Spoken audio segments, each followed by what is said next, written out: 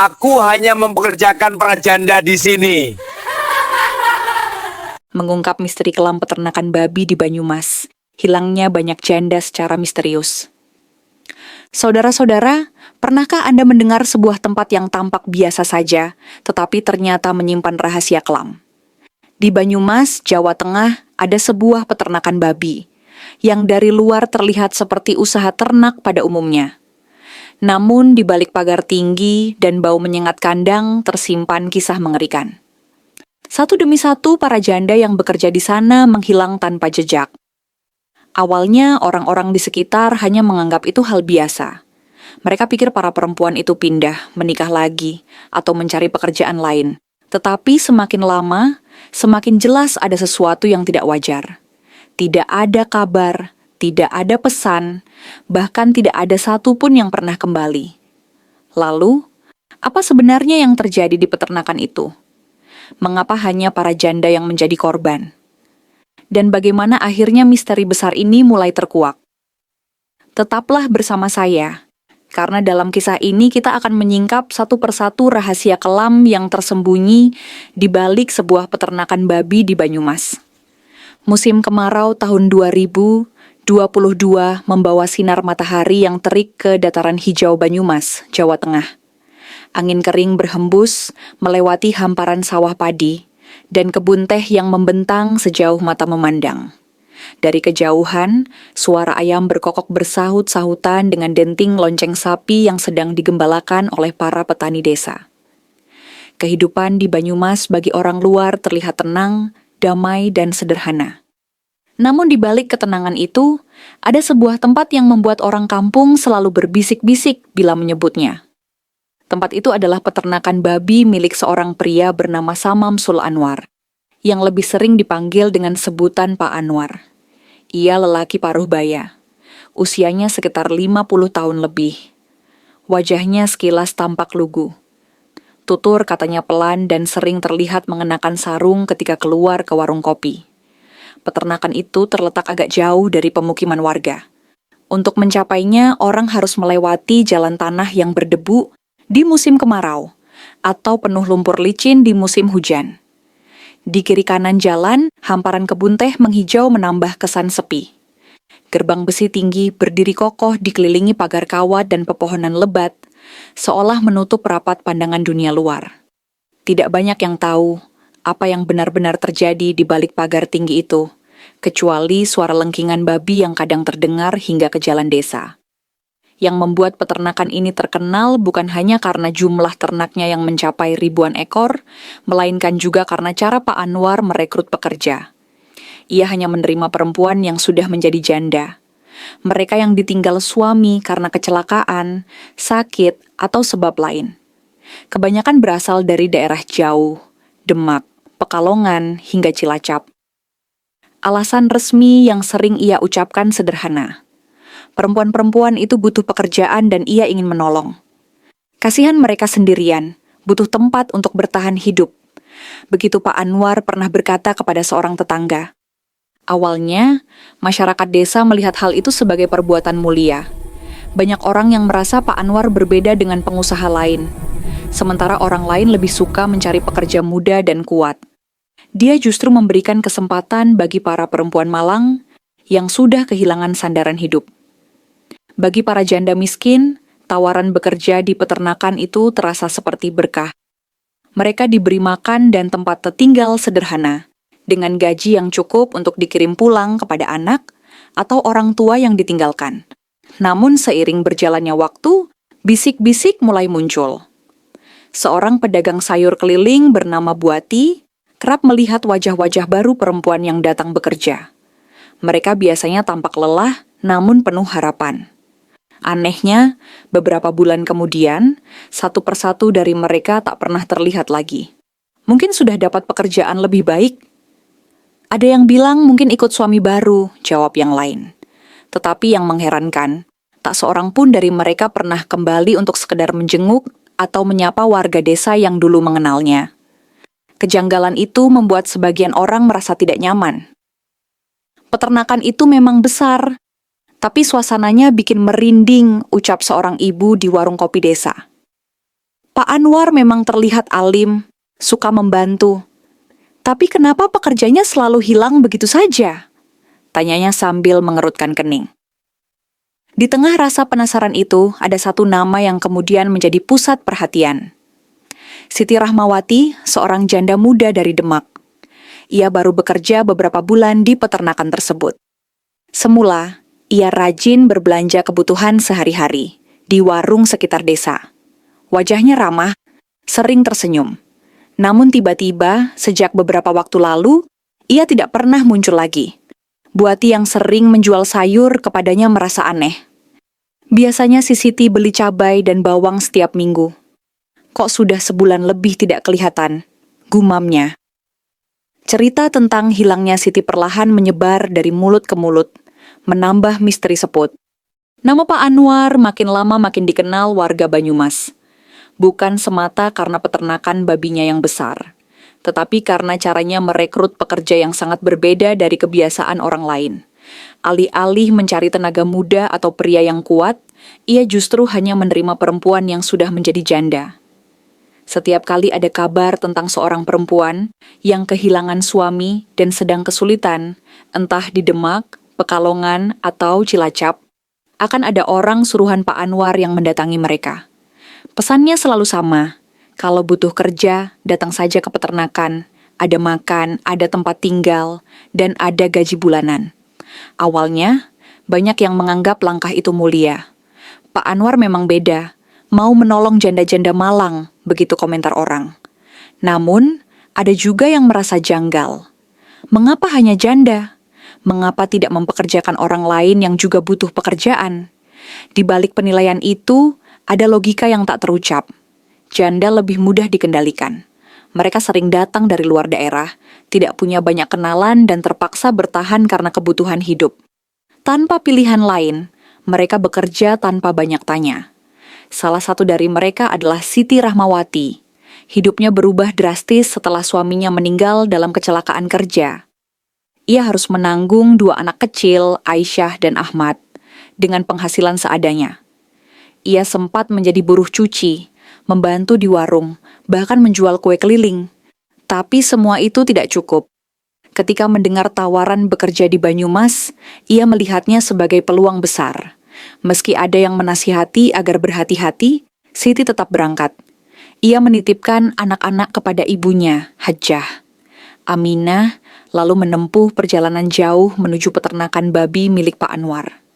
Setibanya di sana, Siti disambut ramah. Pak Anwar berbicara pelan, seolah penuh pengertian. Saya tahu hidupmu berat. Di sini kamu bisa bekerja dengan tenang.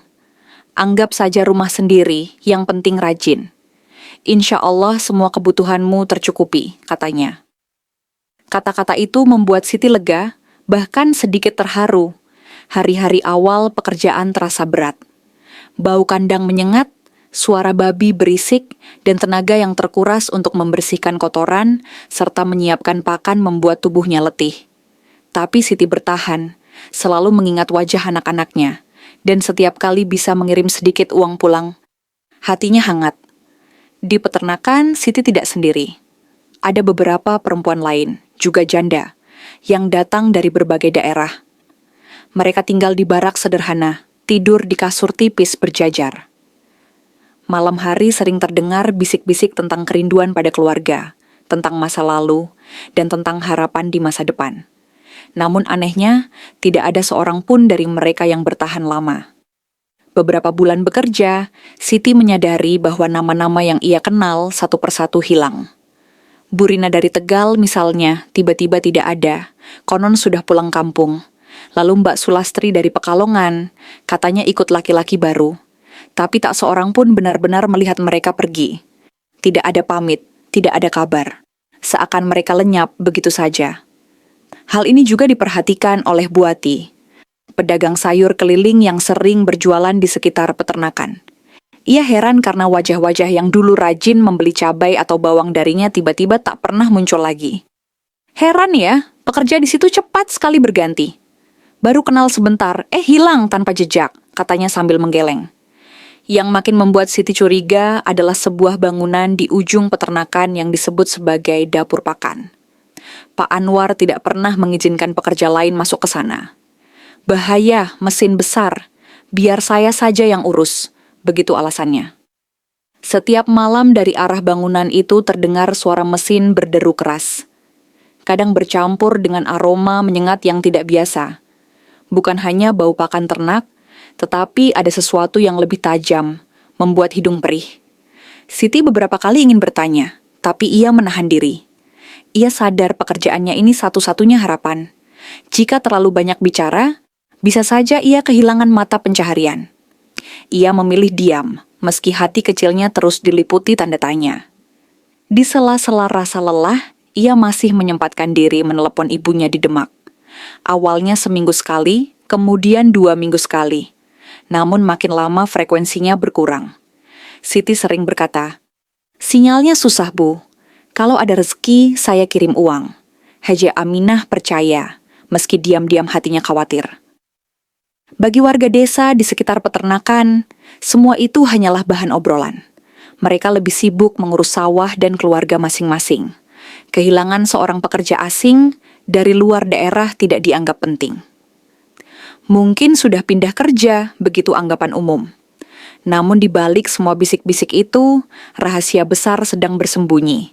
Dan Siti tanpa menyadarinya perlahan masuk lebih dalam ke lingkaran misteri yang berbahaya.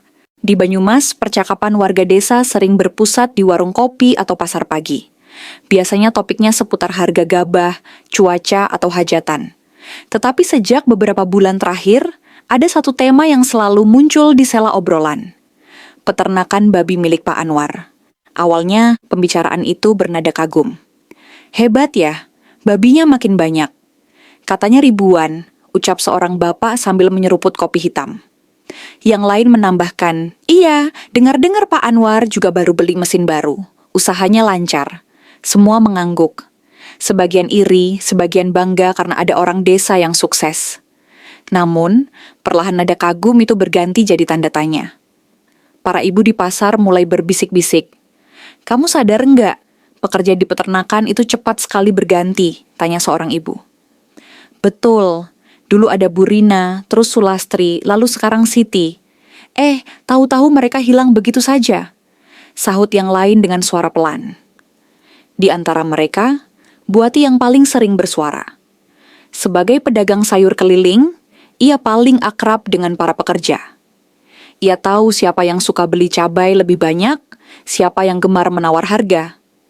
Karena itulah, ia paling cepat sadar ketika wajah-wajah itu tak pernah muncul lagi. "Heran saya," ujarnya di pasar pagi. "Kalau memang pulang kampung, mestinya pamit atau minimal nitip pesan. Ini hilang tanpa jejak, seolah lenyap begitu saja." Perkataannya membuat beberapa orang bergidik, tapi banyak yang hanya tersenyum kecut. Warga desa memang penasaran, tetapi sebagian besar memilih menutup mata. Hidup sudah cukup berat. Sawah harus digarap, ternak diberi makan, anak-anak butuh biaya sekolah. Membicarakan orang luar yang datang, lalu pergi dianggap tidak penting. Sudahlah, jangan suka ikut urusan orang, nanti malah repot sendiri, kata seorang bapak di warung kopi. Meski begitu, rasa curiga tetap tumbuh. Anak-anak muda mulai menjadikan cerita itu sebagai bahan ejekan. "Jangan berani lewat depan peternakan malam-malam, nanti diiduk Pak Anwar," canda mereka. Ada juga yang bersumpah pernah melihat cahaya terang dari arah bangunan dapur pakan ketika tengah malam, padahal seharusnya semua sudah gelap. Nama Siti Rahmawati makin sering disebut. Beberapa warga masih ingat wajahnya. Perempuan ramah dari Demak yang rajin menyapa. Ia sering terlihat membeli bawang atau sayur di warung, tetapi sudah lama ia tidak kelihatan. "Kemana Siti?" "Katanya masih kerja di sana," tanya seorang ibu. "Entahlah, saya juga heran. Orangnya baik, sopan, sekarang hilang," jawab Buati dengan wajah cemas. Kecurigaan itu semakin kuat ketika seorang mantan pekerja, Rizky, datang ke desa. Ia dulu buruh bangunan di peternakan, tapi hanya bertahan sebentar. Kepada teman lamanya, ia berbisik, "Aku keluar karena nggak tahan. Setiap malam ada suara mesin keras sekali dari dapur pakan. Baunya aneh, bikin kepala pusing, dan nggak ada satupun pekerja boleh masuk ke situ selain Pak Anwar." Cerita Rizky menyebar pelan dari mulut ke mulut. Bagi mereka yang sebelumnya ragu, pengakuan itu seperti menambahkan minyak ke api. Tapi seperti biasa, gosip hanya berhenti di lingkaran kecil. Tidak ada yang benar-benar berani melapor ke aparat. Semua tetap diam, meski rasa penasaran bercampur takut terus menghantui. Buati sering termenung setiap kali melewati jalan menuju peternakan. Ia teringat wajah para perempuan yang pernah ia kenal, sebentar lalu menghilang tanpa jejak. Ada apa sebenarnya di balik pagar tinggi itu? Gumamnya, tetapi ia hanyalah pedagang sayur. Tidak punya kuasa selain mengingat dan bertanya-tanya. Warga desa pun melanjutkan hidup masing-masing. Sawah tetap harus digarap. Pasar tetap ramai setiap pagi. Tetapi di balik semua rutinitas itu, bisik-bisik tentang peternakan Pak Anwar tak pernah benar-benar hilang. Seperti bayangan gelap yang selalu mengikuti. Meski matahari bersinar terang di Banyumas, di sebuah rumah sederhana di Demak, seorang ibu tua bernama Haji Aminah menjalani hari-harinya dengan hati yang tak pernah tenang. Rumah itu kecil, tapi biasanya ramai oleh suara cucu-cucunya, Aisyah dan Ahmad. Sejak Siti, anak perempuannya, merantau ke Banyumas untuk bekerja, rumah itu terasa lebih sepi. Pada awalnya, Aminah masih bisa tersenyum. Siti rajin menelepon, bercerita tentang pekerjaan di peternakan. Meski berat, ia selalu menutup cerita dengan kalimat penuh semangat. "Yang penting saya bisa kirim uang, Bu. Tolong jaga anak-anak." Kata-kata itu membuat Aminah yakin bahwa keputusan Siti sudah tepat. Namun seiring waktu, panggilan itu semakin jarang. Dari seminggu sekali menjadi sebulan sekali, hingga akhirnya sudah 3 bulan lebih tanpa kabar. Teleponnya tak bisa dihubungi. Surat kecil berisi gambar bunga yang dikirim Aisyah pun tak pernah dijawab. Setiap kali cucu itu bertanya, "Nenek, kapan ibu pulang?" Dada Aminah terasa sesak. Ia mencoba menenangkan diri. Mungkin sibuk, mungkin sinyal susah, begitu pikirnya. Tapi setiap malam, firasat buruk menghantui. Ia terbangun dari tidur, duduk menatap foto keluarga di meja. Matanya basah oleh air mata. Ia mengenal anaknya. Siti bukan tipe yang akan pergi begitu saja tanpa memberi kabar. Kegelisahan itu akhirnya mendorong Aminah untuk berbuat sesuatu. Suatu pagi, setelah menyiapkan sarapan untuk cucu-cucunya, ia berkemas. Pakaian secukupnya ia masukkan ke tas kecil. Sedikit uang tabungan ia simpan rapat. Ia menitipkan Aisyah dan Ahmad kepada tetangga yang bisa dipercaya.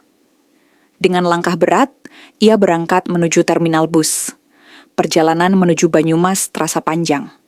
Aminah duduk di bus tua, berdesakan dengan penumpang lain sambil memeluk tasnya erat-erat. Pandangannya kosong, pikirannya penuh tanya. "Nak, di mana kamu sekarang?" "Baik-baik sajalah. Ibu akan mencarimu sampai ketemu." Setelah turun di terminal, ia bertanya ke beberapa orang tentang arah peternakan babi milik Pak Anwar. Tidak banyak yang tahu, karena tempat itu memang jauh dari keramaian. Akhirnya, ia menyewa ojek motor menempuh jalan tanah yang berdebu. Ketika tiba di depan gerbang besi tinggi itu, jantungnya berdegup kencang. Bau kandang tercium tajam, suara babi bercampur dengan deru mesin dari dalam. Aminah berdiri sejenak, lalu mengetuk pintu dengan tangan gemetar. Tak lama, seorang lelaki paruh baya muncul. Wajahnya teduh, senyumnya tipis. "Ada apa, Bu?" tanyanya. Aminah menarik napas panjang lalu berkata, "Saya ibunya Siti Rahmawati. Anak saya kerja di sini, sudah lama tidak ada kabar. Jadi saya datang mencari." Mendengar itu, ekspresi lelaki itu berubah sekejap, lalu kembali tenang. Dialah Pak Anwar. Dengan suara lembut, ia menjawab, "Oh Siti, dia sudah tidak kerja di sini. Katanya dapat lelaki baik dari Jakarta, mau diajak menikah. Saya bahkan kasih ongkos tambahan. Saya kira dia sudah pamit ke keluarga." Aminah terdiam. Kata-kata itu terdengar masuk akal, tapi hatinya menolak percaya. Ia tahu anaknya Siti tidak akan pergi tanpa pesan, namun wajah Pak Anwar begitu meyakinkan. Bahkan ia mempersilakan Aminah masuk, menawarkan segelas teh, dan menanyakan kabar cucu-cucu. Semua itu membuat Aminah semakin bingung. Dengan langkah berat Aminah pulang, malam itu ia tidak bisa tidur. Cerita Pak Anwar terus berputar di kepalanya, tapi hatinya berkata lain. Ada sesuatu yang disembunyikan. Ia sadar ia tidak akan menemukan jawaban jika hanya berhadapan seorang diri dengan lelaki itu. Beberapa hari kemudian, ia kembali ke Banyumas. Kali ini bukan menuju peternakan, melainkan ke kantor polisi.